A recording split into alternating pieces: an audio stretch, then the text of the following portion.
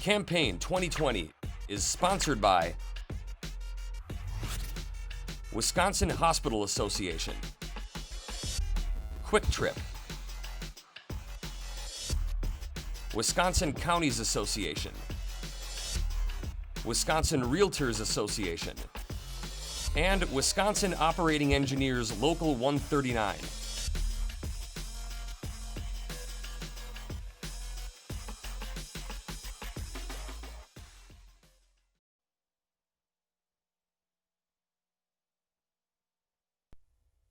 Julian Bradley of Franklin is a Republican candidate in the 28th Senate District. The primary is August 11.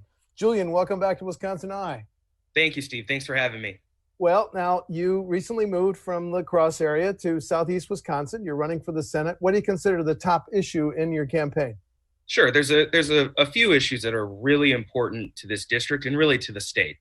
It starts with recent events, current events. We have to look at COVID. We have to look at the pandemic and the governor's mishandling of the state and the state's economy in response to COVID. So one of the top issues has to be coming up with a plan to make sure, first of all, we can get people back to work, we can get our state back on track, but then we have to have some sort of continuity planning that will ensure that the next time there's a pandemic, because we know something like this will happen again, and when it does, we have to be prepared.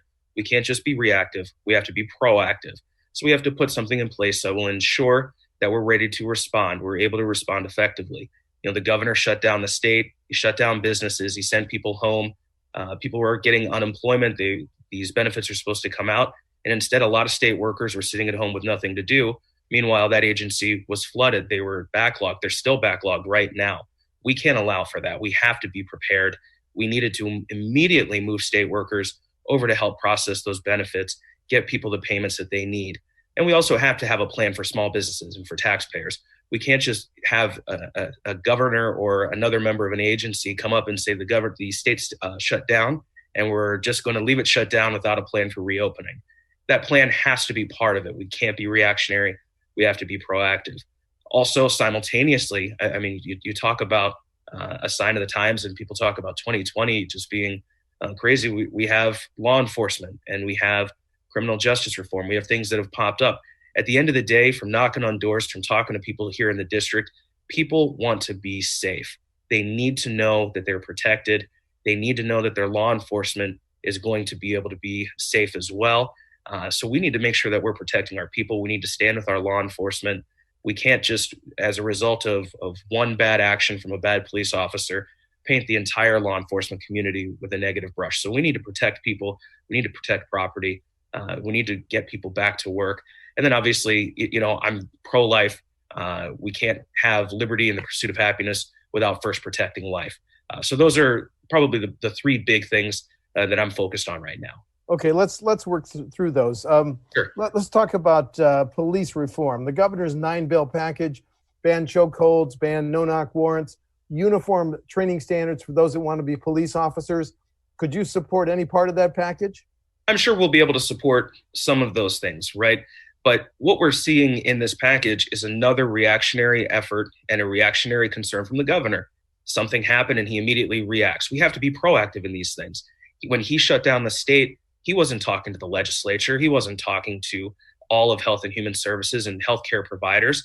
He'd made this decision and he jumped into it. And now look at the situation that our state is in. When it comes to law enforcement reform, we can't handcuff our law enforcement officials. We need to reach out to the sheriffs. We need to reach out to the police associations. We need to make sure that we're coming up with reforms that are not going to, keep them from being able to safely and effectively do their job while also protecting our citizens. Look, a lot of these things are happening at our local municipalities. So I understand where the governor's coming from in wanting to make it standardized statewide. But again, we have to get input from the professionals, the people that are living these things day in and day out, knowing that at the end of the day, our police officers, our law enforcement officials, they are out there to serve and protect. Their intent for the overwhelming majority is not to provide harm. They don't want to do harm. What they want to do is protect, and we need to make sure they're able to do so. Okay, let's come back to the pandemic. Are you comfortable with face masks being a local decision without any type of statewide mandate, Julian? Yeah, that should strictly be a local decision. Look, if you want to wear a face mask, you should be you should be allowed to wear a face mask. If you don't wish to wear a face mask and you wish to go about your life, then that's the way it should be. I'm adamantly opposed to a statewide mandate on that. I'm opposed to most statewide mandates that would infringe on liberty or our rights. We need to make sure that we're preserving those rights. Okay. We've seen the role that hospitals, Wisconsin, and nationally have played in the COVID-19. If you're a state senator voting on the next budget, do you think hospitals deserve an even greater priority than they may have in the current budget? No. Right now, so the hospitals currently have almost $500 million in reserves. Right now, that was as part of the CARES Act, I believe, right? So they have some money sitting in reserves that's been untapped. What an even bigger problem that I think would solve not just revenue, but patient care. We had a situation throughout this pandemic where hospitals were turning away patients that needed critical care. That's a major concern to me. I've talked to some people that had to put off surgeries that they desperately needed and follow-up appointments that they needed because they weren't allowed to get into. They weren't able to get in to see their doctors. They weren't able to schedule these surgeries. We can't allow that to happen. We need our hospitals to open up fully. I think the best resolution for getting them the funding they need is to allow them to open up fully, safely, and responsibly, and see the patients that need the care. Once we're able to do that, we're checking a couple boxes. We're getting people the care they need, and the hospital will get the revenue that they need. This is an issue in the U.S. Senate the GOP package. If a business follows protocols and guidelines from the CDC in terms of keeping both its customers and employees safe, should they be immune from frivolous lawsuits? Yes, they should. They need that protection. If we're opening safely and responsibly, we don't need to give trial attorneys another blank check to go chasing after people. Look, if our small businesses who've already been impacted so heavily, and they're really struggling to get open and get back to work, because that's at the end of the day, that's what they want to do. That's the American dream, right? You want to be able to have your own business. You want to be able to own your own home. We need to allow people the opportunity to do so. And in order to do so, we have to ensure that if they're following all the guidelines, they're not going to be open to all these frivolous lawsuits. They're going to be able to do business. They're going to be able to help stimulate the economy and provide the jobs and the goods and services that our communities need.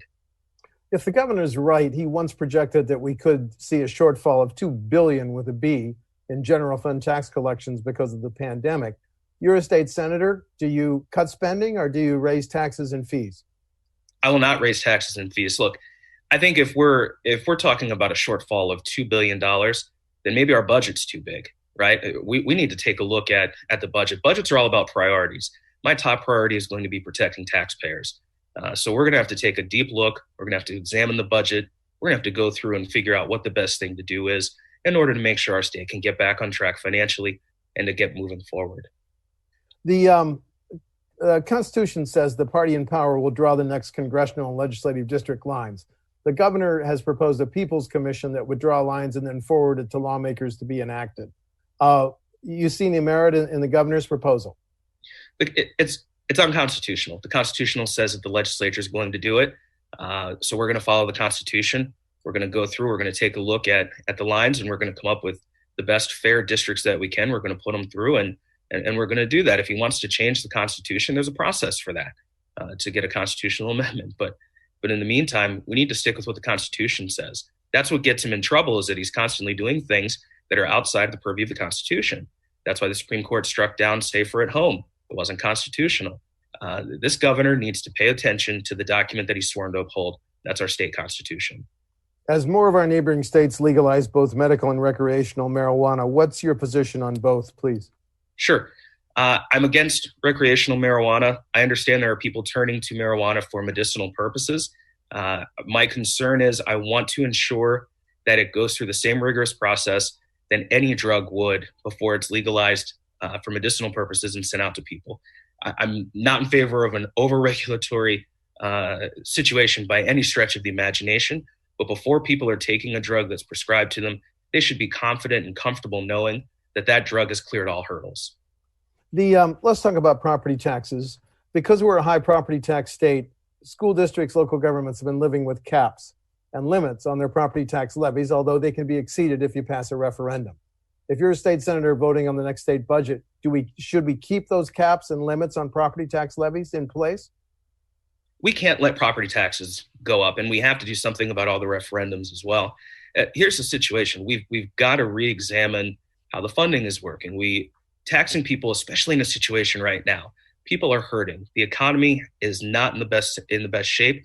We're slowly recovering now, but after the governor shut down the state, everybody is trying to figure out their budgets. They're trying to get things up and running, get their lives back in order, and figure out how they can get their families and their situations to the best possible situation. To do that, to raise taxes on people, that's not going to do that. That's going to hurt them even more. And we take a look at our senior citizens. We take a look at our people that are just barely getting by, and they have that little piece of the American dream. I talked about it a moment ago, right? Whether it's owning a small business or owning your own home, that is still the American dream, and we've got to preserve that. We've got to protect that. We can't tax people out. What happens here in our state is very unfortunate. People get to a retirement age, which is when they're on a fixed income, and what do? The state they've lived in, the state they've loved, and the state they've worked in for all of these years, they leave and they go somewhere where they can afford to live a little bit cheaper and a little bit better because of property taxes. We can't allow that to happen. I love our senior residents. I love all the residents of our state, and we want to keep them here. They've called Wisconsin their home, and they should be able to do so. Local government officials say, if you want us to stop reliance on the property taxes, give us some alternative revenue options. The city of Milwaukee, for example, wants to enact a half-cent sales tax. Is it time to give local governments new revenue options, Julian? New revenue options in the form of raising taxes? Absolutely not. As I just stated, we cannot afford to do that. People are hurting. All of a sudden, so we're shifting taxes from property taxes to the goods and services that you need in your daily life. We can't do that. Local governments need to do the same thing that you and I have to do right now, Steve. We have to evaluate our budgets, and we have to make cuts where we need to make sure we have the things that we have to take care of.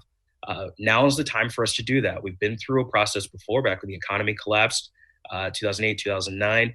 We started going through that process. We have to do it again. We should always be doing that. As a fiscal conservative, I believe that's not something that just happens when things are bad.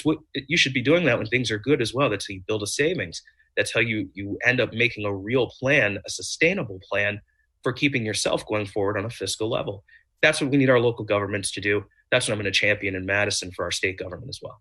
How do we stabilize highway funding? The governor last year, you'll recall, 8-cent boost in our 30.9 cent gas tax, but repeal a minimum markup, which he argued would kind of wipe out that 8-cent boost. Are you ready to raise the gas tax? No, absolutely not. For the same reason, we can't afford to do it. We cannot penalize people right now. We need to take a good, hard, long look at our transportation funding. Look, I fully understand that transportation funding is crucial and critical. It's not just infrastructure, but our economy, statewide. We have to take a longer look. We need to take a good look. My predecessor, hopefully who my predecessor is, Dave Craig, introduced a sustainable bills, the Road to Sustainability package in this last session. We need to reevaluate a lot of those bills because I think that's going to put us on the right track in order for funding transportation. But the answer can't just be, we need more money. Give us more money. We can't just throw money at the problem. We need to come up with other solutions. If a school district, a local government plans a major public works project, should they have to give preference to a Wisconsin company? The reason I ask is a study found in 2015, out-of-state contractors got $72 million in public works contracts, but that more than doubled to 146 by 2018. Local governments have to give a priority to Wisconsin businesses? I think we have an open and free market for a reason. Competition is good for the market, and that's what we need. We have to protect the taxpayers first, and if we can get a quality project built at a cheaper price, then that's what we have to do. We're shopping just like you and I do. We have to do what is best for the taxpayers. That's what's most responsible. And so I would encourage us to continue to do so. Okay. Final question. You want to highlight differences between you and your opponents in this primary? It's for an open seat, as you alluded to. Senator Craig's not running again. Differences? Sure, why are you the most qualified? Sure. I'd be happy to. I've been involved with the Republican Party as a volunteer for the last 18 years. I've been a grassroots activist as a county chairman, a district vice chairman, a state convention chairman. I've worked on several campaigns across the state. We talked about at the beginning, I used to live in La Crosse. I've lived over here in Franklin now for quite a while. I was working with Senator Dave Craig. In fact, the weekend before he announced we were collecting signatures to get him on the ballot. I have relationships with many people within the legislature. In fact, 2/3 of the assemblymen that represent this district have supported my campaign. I'm endorsed by Governor Scott Walker. I'm the only one endorsed by Senator Lee Buchner, the only one endorsed by both of our statewide pro-life organizations fully. I have the full endorsement of both groups. Look, there's a lot of differences. I have several plans that I'm already working on as far as trying to address the pandemic and COVID.